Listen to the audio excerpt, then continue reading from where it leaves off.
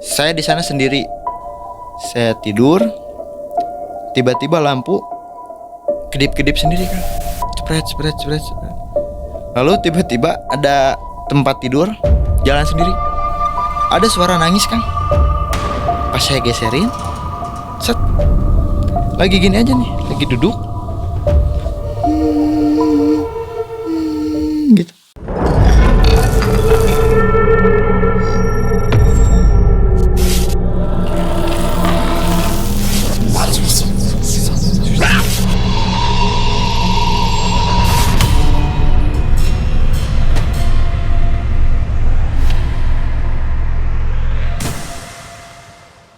Assalamualaikum warahmatullahi wabarakatuh. Waalaikumsalam. Sobat Malam Mencekam, kembali kita berjumpa dengan cerita-cerita horor yang lainnya. Kali ini kembali kita bersama Kang Aboy. Seperti janji kami akan menceritakan pengalamannya selama menjadi supir ambulan yang dialaminya cukup lama. Cerita-cerita yang dialaminya tentu saja membuat bulu kuduk kita berdiri. Nanti sahabat dengar dan jangan lupa untuk menuliskan komennya di bawah ya tentang cerita Kang Aboy ini. Dan jangan lupa untuk sahabat yang belum subscribe, like dan komen, kami tunggu. Dan juga yang ingin bercerita di Malam Mencekam, silahkan tuliskan ke email kami malammencekamstory@gmail.com. Baik, kini kita menuju ke Kang Aboy. Siap. Assalamualaikum Kang Aboy. Waalaikumsalam. Ketemu lagi nih. Ya, balik lagi. Sepertinya banyak yang seneng dengan cerita Kang Aboy ini. Alhamdulillah. Masih banyak cerita lainnya nih. Masih kan, masih. Waduh, luar biasa ya. Nantilah kita tunggu ya ceritanya. Siap. Yang ini Kang Aboy mau cerita pengalaman waktu jadi supir ambulan. Ya, supir ambulan. Selama berapa lama itu? Dari 2017 sampai sekarang. Oh, sekarang masih? Sekarang. Selain aktivitas biasa, Kang Aboy juga Sekarang. di daerah mana itu Kang Aboy? Di Kota Bandung. Di Kota Bandung ya? Bandung. Oke. Baik, kita langsung saja. Kang Aboy akan menceritakan pengalaman-pengalaman menyeramkannya.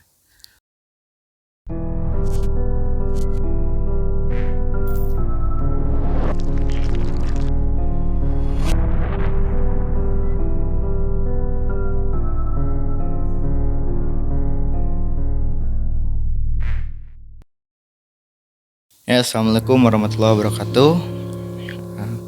Balik lagi buat teman-teman, saya menceritakan tentang apa yang saya alami gitu selama saya menjadi supir ambulan.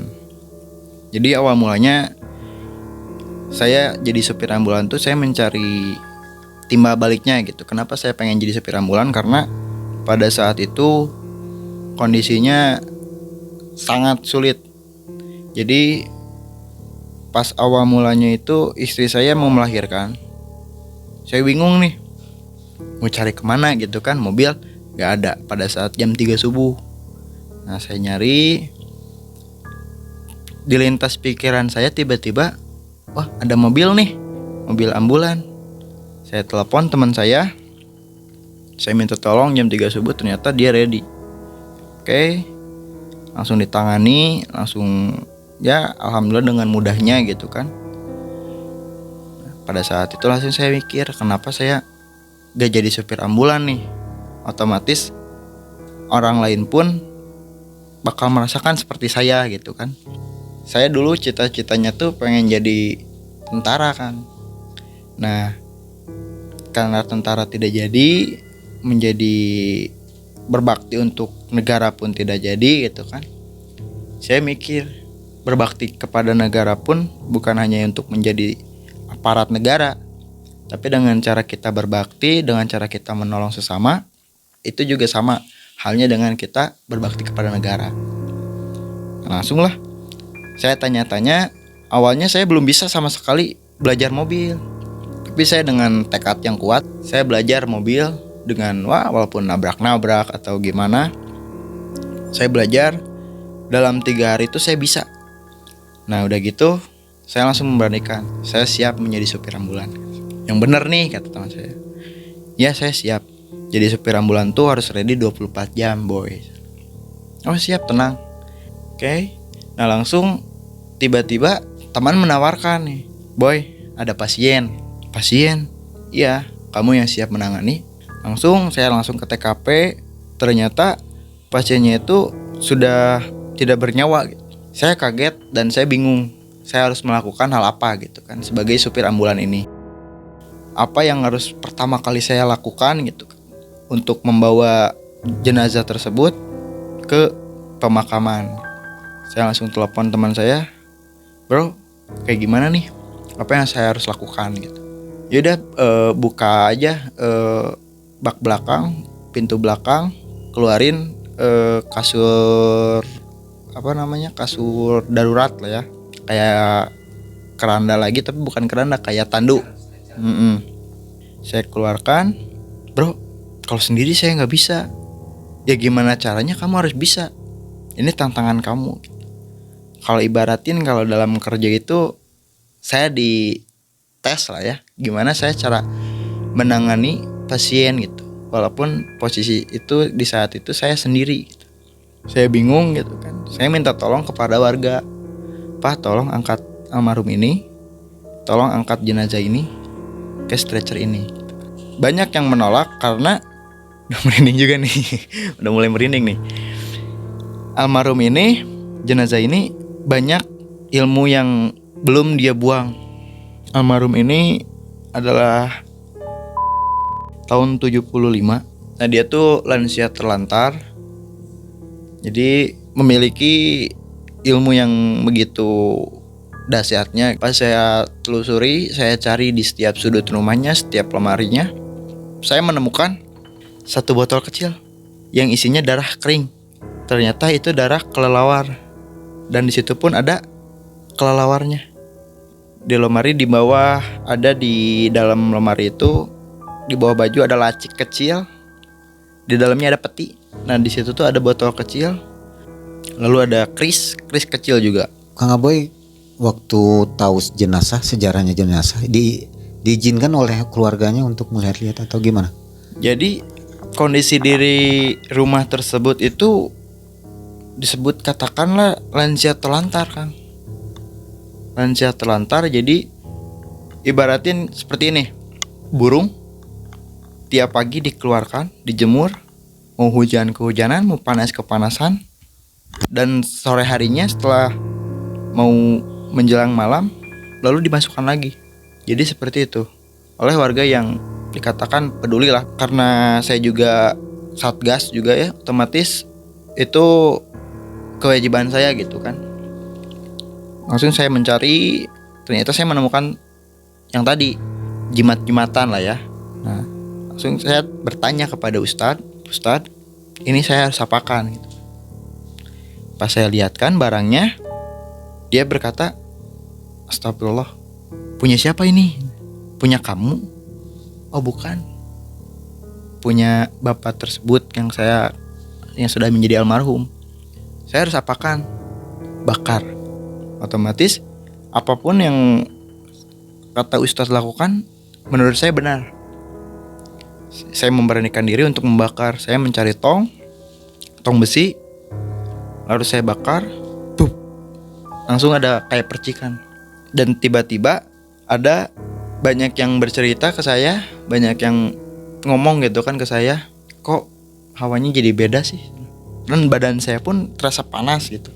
Saya bingung gitu kan, apakah guru tersebut marah gitu, gurunya beliau marah atau gimana karena dibakar. Karena yang membakar itu saya, Kang.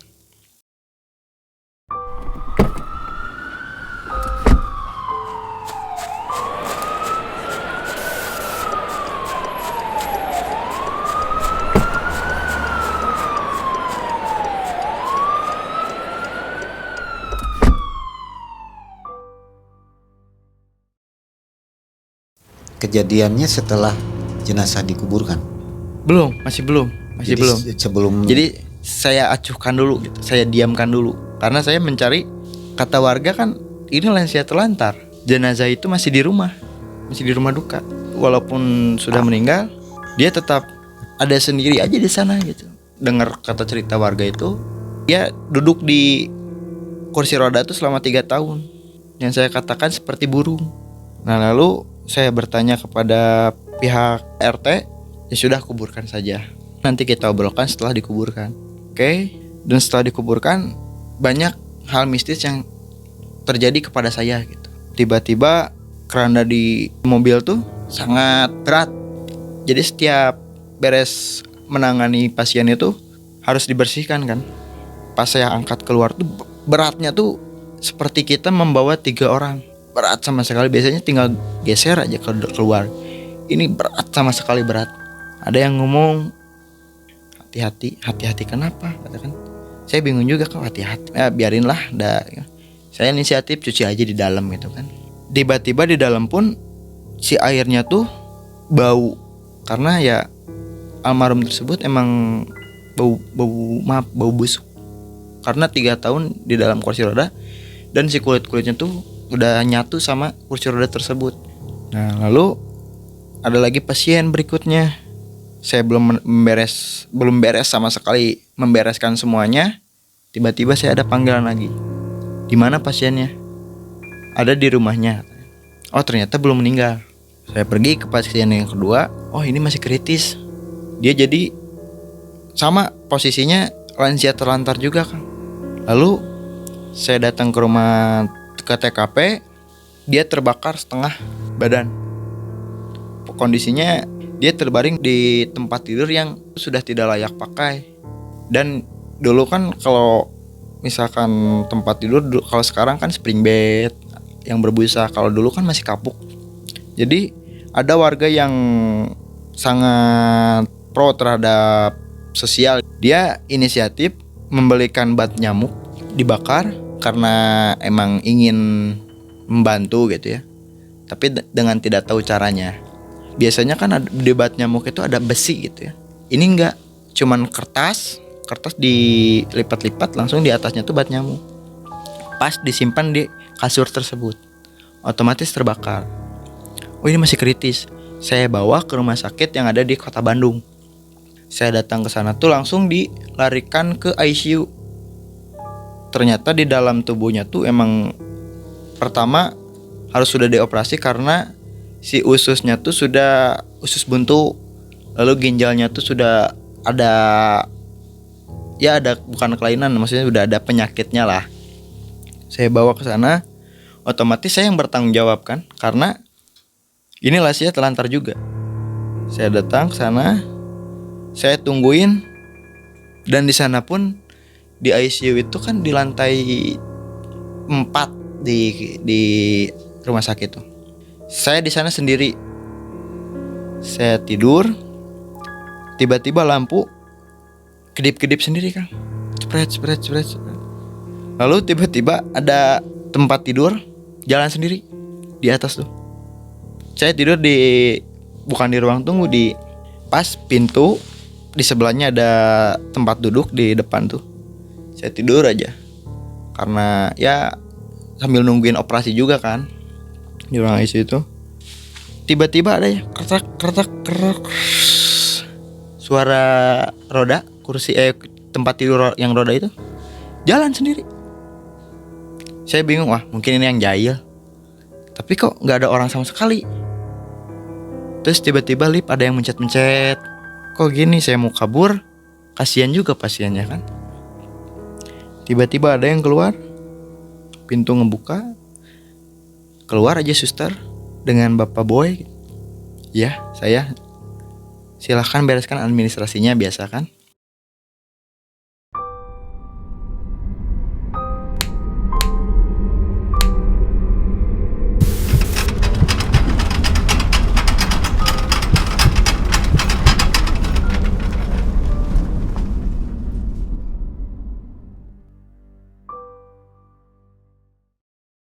Pas saya turun tangga, saya kan pakai sepatu pentopel.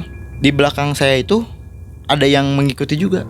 Jadi saya jalan tuh kan ada suara 1, 2, 1, 2. Di belakang tuh jadi 4 ketukan.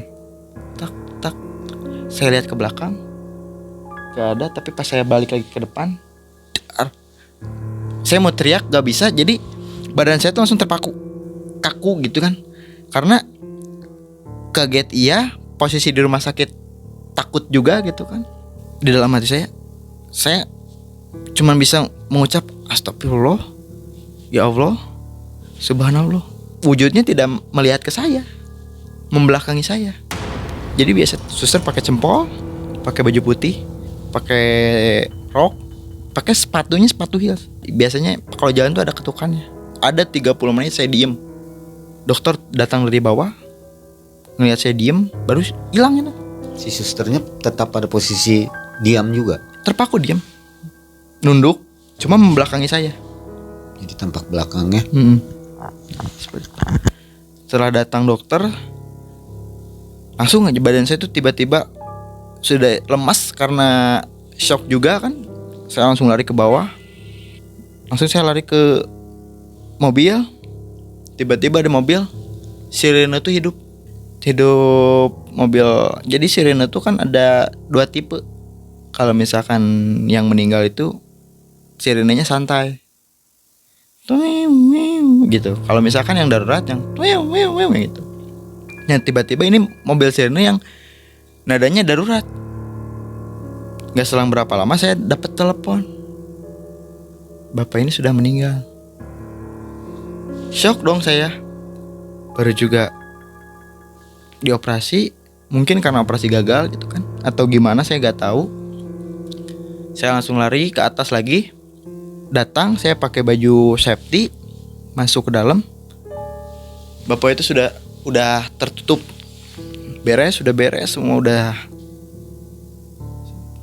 Tiba-tiba bangun, duduk, tapi merem. Jadi duduk. Saya cuma bisa baca Al-Fatihah. Tiba-tiba langsung bapak itu ngejederin badan kayak lepas gitu, ruhnya dar keras itu. Langsung datang suster. Saya mungkin karena udah trauma juga, datang suster saya langsung takut juga. Saya nggak ngeliatin mukanya. Pas saya lihat ke belakang, oh ternyata masih ada. Kenapa ini kok ada yang ini, bapak ngapain dia gitu kan? Nggak, saya nggak ngapa-ngapain, malah dia tadi duduk. Serius pak, silakan cek. Hah, cek gimana? Sudah tidak ada pak, tapi kan duduk. So asli sumpah demi Allah, kata saya kan. Enggak pak, ini sudah meninggal. Tadi juga posisinya sudah seperti ini. Saya lihat dengan mata kepala saya sendiri.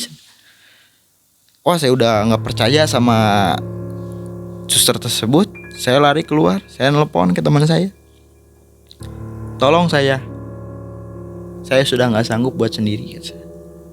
Datang, tiba-tiba teman saya motornya tuh mati nggak ada sama sekali. Biasanya motor rescue itu kan ya rutin servis atau apa. Ini sama sekali mati total karena ingin menjemput saya. Saya minta tolong kemana-mana, tetap aja ada kendala. Oke lah, lepas tangan, silakan pihak rumah sakit yang menanggung, kata saya. Oh tidak bisa seperti ini pak, bapak yang sudah menandatangani, otomatis bapak yang harus bertanggung jawab. Duh, saya bingung juga harus kayak gimana gitu kan. Saya cuman bilang, ya Allah, berikan saya jalan. Lalu dipindahkanlah ke ruang pasien yang sudah meninggal. Saya masuk ke dalam karena ada yang harus saya tanda tangani. Di sana ternyata banyak sosok dari anak kecil, mau sosok Kunti, ya semua ada. Saya datang, saya ngobrol kan, Pak, Bapak berani di sini berdua? Saya sudah biasa Kang. Akang tadi ngelihat ya. Ya, saya langsung keluar, saya tinggalin. Walaupun saya disebut tidak bertanggung jawab, saya tinggalin. Karena saya mikir, saya ke depannya saya pengen masih tenang gitu kan. Saya nggak mau seperti ini. Saya pergi, ada lagi telepon.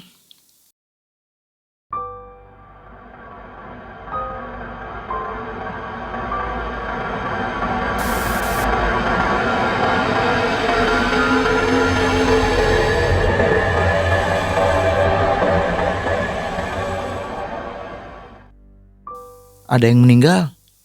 Di mana? Di Cijerah.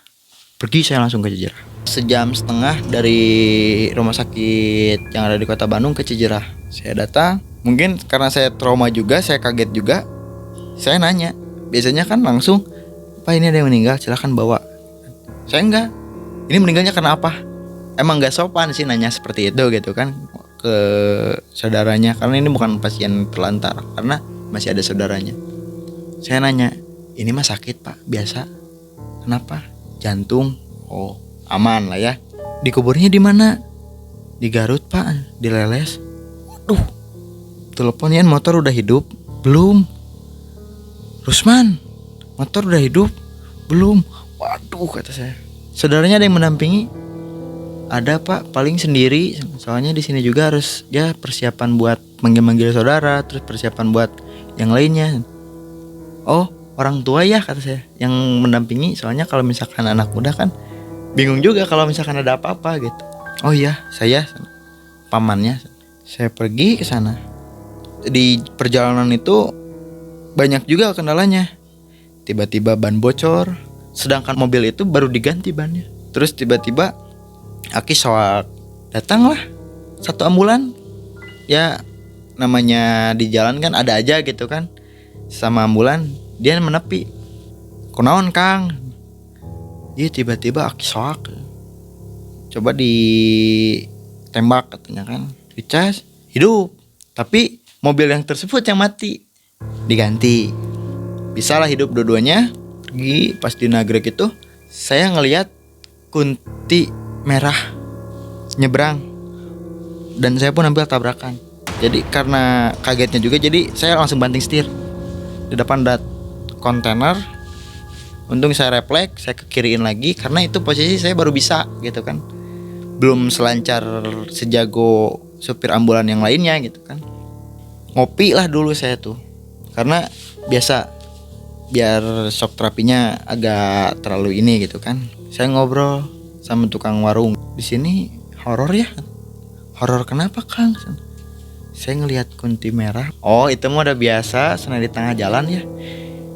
Mungkin karena warga sekitar sudah biasa Kang. Ngelihat kunti itu biasa aja gitu. Sedangkan saya yang baru pertama kali seumur hidup ngelihat kunti merah, biasanya di TV kan. Ini pas depan kaca mobil saya gitu, tengah-tengah. Ya otomatis saya kaget dong. Alhamdulillahnya nggak apa-apa gitu. Cuman saya kaget, ambulan kok hidup? Mobil kunci di saya. Pas saya masuk lagi ke mobil, jenazah nggak ada. Ternyata si tali buat penahannya itu putus kan. Putus bukan karena pas saya banting setir ke kanan langsung ke kiri. Jadi rawing gitu. Kalau ini apa? Banyak serpihannya gitu kayak pisau gitu. Jenazahnya nggak ada. Saya kaget. Pak, Bapak ngeputusin tali ini? Saya kan nanya ke, kan tadi saya sama Akang di luar. Terus siapa? Saya nyari, tiba-tiba ada di kolong kursi almarhum gitu, jatuh. Tapi kayak diputusin Kang talinya tuh.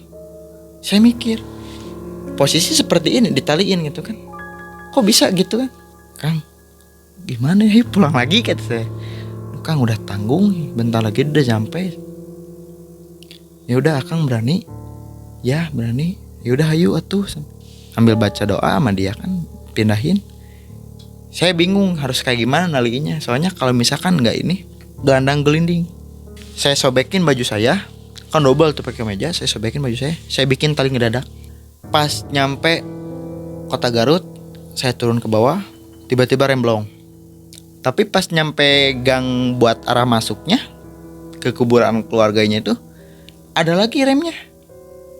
Pas saya nyampe, Kang ini di sebelah mana? Saya nanya ke pamannya itu kan. Itu di sana. Sebentar Kang, saya turun dulu katanya, kata si bapak tersebut. Turun, nanyain, Kang belum digali. Yaudah bentar tuh saya nanyain dulu ke pengurusnya katanya, ke pengurus TPU. Saya tanyain, kata si bapaknya itu kan pergi. Otomatis saya berdua dong sama jenazah tersebut kan. Posisi jam berapa? Udah subuh. Sebelum adzan awal. Pas saya udah berdua, tiba-tiba ada apa? Kaca spion arah belakang kan. Pas tuduhinnya ke kaki beliau gitu kan. Ada suara nangis Kang. Pas saya geserin, set, lagi gini aja nih, lagi duduk, gitu. Laki-laki Tapi yang nangis perempuan. Pas gitu. Rambutnya panjang gitu kan. Saya pikir oh Kunti yang tadi, tapi bukan. Cong-cong. Tapi terbuka. Tapi ininya ditali. Nangis. Wah, saya udah sawan juga iya gitu kan. Datang aja pamannya itu kan. Kang, sebentar ya, tungguin dulu. Ini lagi digali. Oh iya, saya belum bilang ada yang nangis tadi. Soalnya suara itu langsung hilang.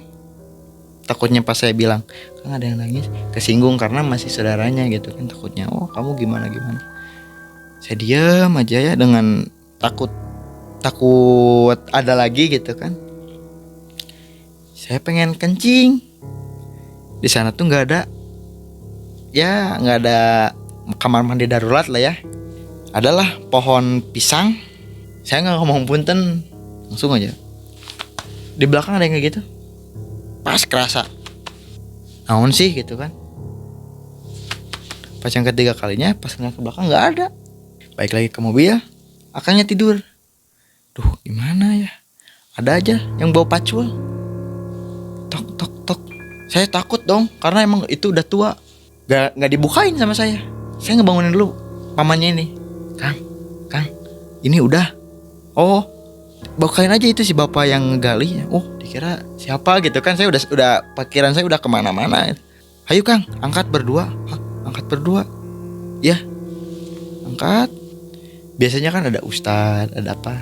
Ini karena mungkin malam dan gak ada keluarganya. Cuman keluarganya kan di sana ngedoainnya kan. Kang, kersa teh lebat ka ieu. Mungkin saya kan ada pengalaman juga kan. Oh ya udah. Pamannya masuk, saya berdua masuk. Satu lagi dong. Soalnya pasti emang lega ya. Soalnya pas kalau berdua saya nggak akan ketampung kata saya kan. Udah bertiga sama bapak yang tadi ngetok. Saya ingat pokoknya setiap saya masuk ke dalam, saya pengen naik paling terakhir. Saya pengen bilang, kelas we nya. Tong ka mana-mana deui. Tos tenang. Saya bilang kayak gitu. Otomatis saya pulang berdua sama ini. Asalnya kan bertiga. Bapak ini tidur, mungkin capek. Kang bade bobom bobo weh. Sok da abdi mah kiat keneh kata saya.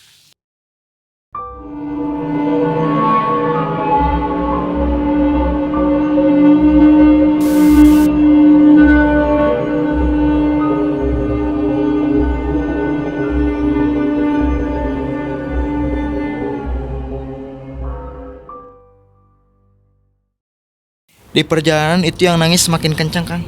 Yang asalnya di spion belah kiri duduknya gitu kan. Ini pas belakang saya. Seperti ada di belakang telinga saya. Saya berhenti dulu. Karena adzan subuh. Saya sholat. Pamannya gak ada. Saya tinggalin kan. Jadi pas saya sholat subuh, saya di masjid. Saya nyari-nyari kemana. Ada telepon. Kang, saya mah lagi di makam. Yang tadi siapa? Iya Kang, gimana? Akang di mana? Saya di Nagrek Bang. Hah? Saya di makam. Kan tadi saya lagi ngurusin. Loh, saya balik lagi ke sana. Malah di sana nggak ada. Jadi saya tuh dipermainkan oleh sosok jin korin lah ya ibaratnya. Saya pas di Nagrek itu nggak ada. Saya balik lagi ke Leles itu nggak ada. Ternyata ada di Nagrek. Di masjid itu lagi sholat. Sedangkan pas saya sholat, dia nggak ada. Ketemunya pas saya udah 3 kali balikan Nagrek, Leles. Pas ke Leles lagi saya baru ketemu. Dia lagi istirahat di tempat kumpulnya para tukang gali kubur lah ya di TPU itu. Dia lagi istirahat. Ya Akang benar leres kata saya. Ayah Akang di mana? Itu kondisinya sudah pagi, matahari sudah terbit. Duh, yaudah saya langsung buru-buru langsung pulang. Nganterin dulu Akang tersebut. Saya langsung dikasih uang. Saya tolak.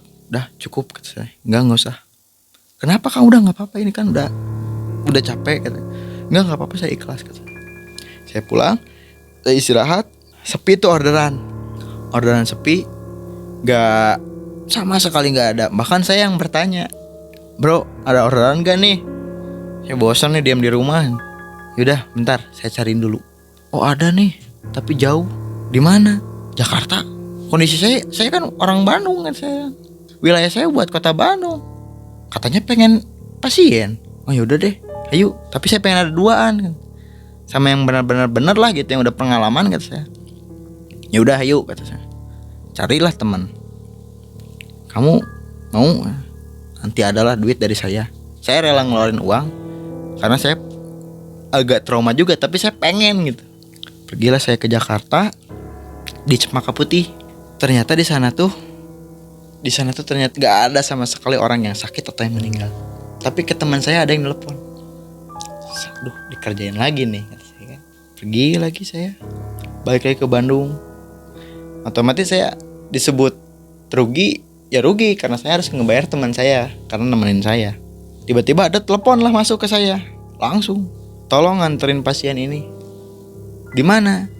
Di Rumah Sakit Internasional di Kota Bandung. Saya datang sana, ternyata itu pasien punya penyakit TBC, penyakit menular. Keluarganya pun gak mau ikut ke pemakaman. Duh, saya bingung juga kan. Kejadiannya sama lagi nih nanti gitu saya kan. Saya langsung aja telepon, Bu, saya tidak mau menangani ini karena saya punya pengalaman yang begitu dahsyat gitu. Tolonglah Pak, bukan karena penyakit TBC-nya Bu. Saya mikir kalau orang TBC kalau udah meninggal gak akan mungkin menular Bu.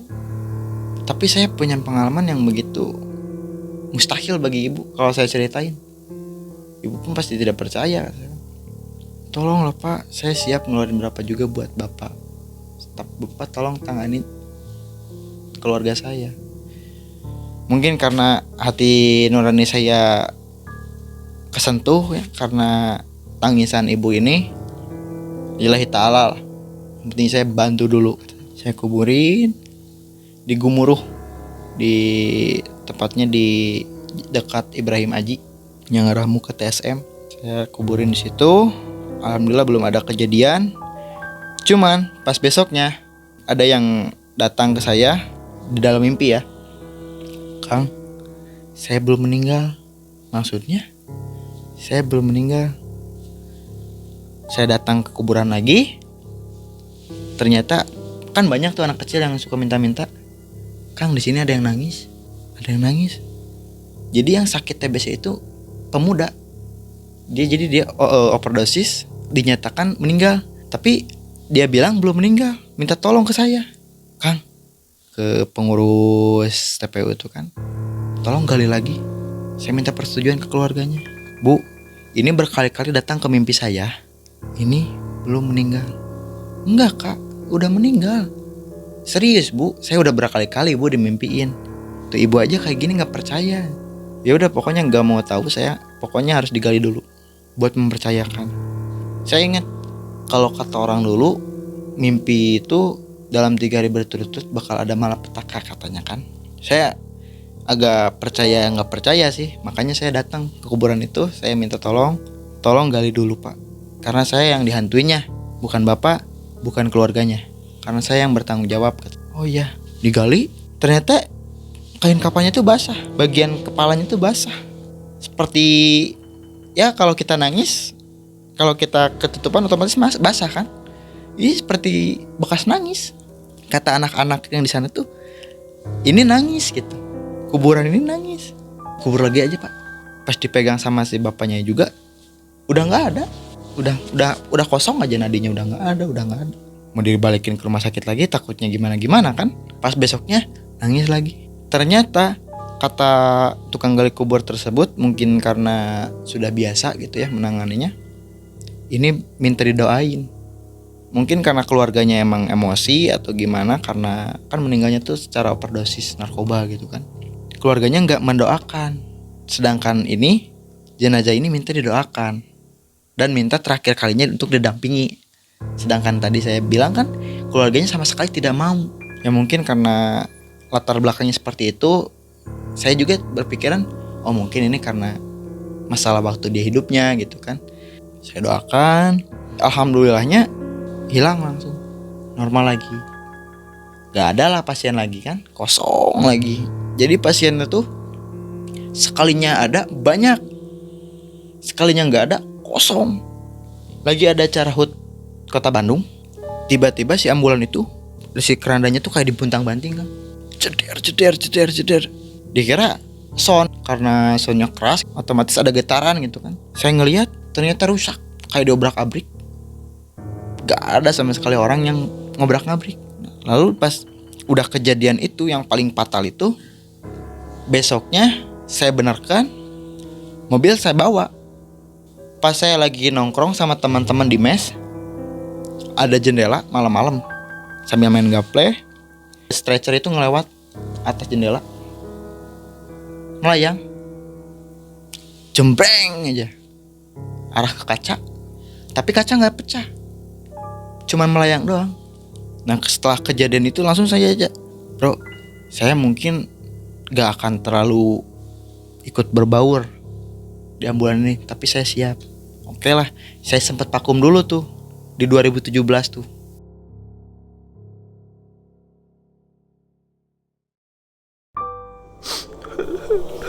Kang, saya belum meninggal. Kang, saya belum meninggal. Kang.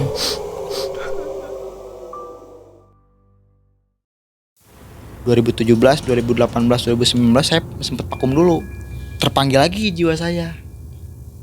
Karena saya ngeliat di berita, pernah kejadian di Jalan Jakarta ada salah satu ojek online, dia kejang-kejang, nyangkanya kan sekarang tuh sensitif Kang. Tiap ada yang kejang-kejang atau ada yang tiba-tiba pingsan, nyangkanya virus lah ya, penyakit. Saya lagi ngelewat, mobil ambulan itu ngejejer 5, sama sekali nggak ada yang ngangkut. Ojek online itu udah kejang-kejang, warga udah banyak, malah videoin malah. Saya ngelewat, awas Kang, COVID. Emang udah dinyatakan COVID gitu kan? Kan belum tentu.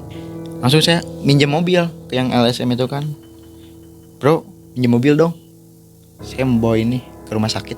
Ternyata dia kebanyakan makan obat, kata dokternya tuh. Jadi tubuhnya tuh sudah tidak bisa menahan, jadi kejang-kejang lah gitu. Ya disebut OD juga bisa sih. Bro, ke teman saya tuh kan, mobil masih ada. Udah bagus sekarang mah, udah ganti gitu. Udah, saya siap lagi. Mental saya sudah kembali lagi. Karena hati saya tersentuh pada saat ngelihat ada salah satu warga, dia diacuhkan, tidak ditangani oleh dengan baik. Serius, siap. Adalah pasien COVID, ini pasien COVID nih. Saya datang ke sana, kuburin, dan kuburannya juga pas alhamdulillahnya gitu ya. Tiba-tiba ada sosok cahaya, ada bisikan, lalu pas pulang, saya mandi, pleng, tidur, langsung di mimpi saya datang AA tersebut gitu ya.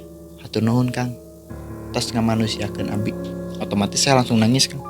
Saya bangun langsung nangis. Alhamdulillahnya juga tidak ada sama sekali penyakit apapun di dalam diri saya gitu. Ya, baik Sobat MM, itu kisah yang luar biasa. Saya sendiri sampai anteng dengarnya.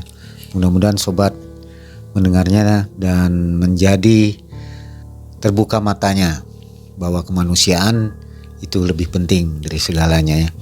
Kang Boy, ini mungkin menjadi cerita yang sangat menarik saya bilang untuk di episode yang lainnya. Ini paling menarik nih Kang Boy ini, ambulan ini. Begitu aja Kang Boy, mungkin ada pesan untuk ini? Ada Kang. Ya jadi buat teman-teman nih yang punya cita-cita untuk mengabdi kepada negara gitu ya. Walaupun kita tidak menjadi aparat, hasil kecil apapun, walaupun kita membantu sesama, otomatis itu juga sama dengan pengabdian gitu. Jangan stuck misalkan kita, maaf, dalam tanda kutip, kita ingin menjadi tentara atau menjadi polisi, kita gagal, lalu kita menjadi mabuk-mabukan karena depresi, atau kita jadi tidak benar gitu kan. Itu salah besar. Jadi dalam moto hidup saya, jadilah pemuda yang baik tanpa bersikap buruk. Seperti itu Kang. Ya mudah-mudahan semua aktivitas Kang Aboy ini menjadi amal ibadah untuk Kang Aboy ya. Kita doakan bersama. Sahabat, kalau Anda suka dengan cerita-cerita Kang Aboy, tulis di kolom komentar. apakah Kang Aboy cerita lagi atau enggak. Tulis ya. Begitu saja, dan jangan lupa kalau Anda memiliki cerita yang menarik dan ingin ditayangkan di silahkan ke email malammencekamstory@gmail.com. Kami tunggu. Terima kasih Kang Aboy. Siap, sama-sama. Wassalamualaikum warahmatullahi wabarakatuh. Waalaikumsalam warahmatullahi wabarakatuh.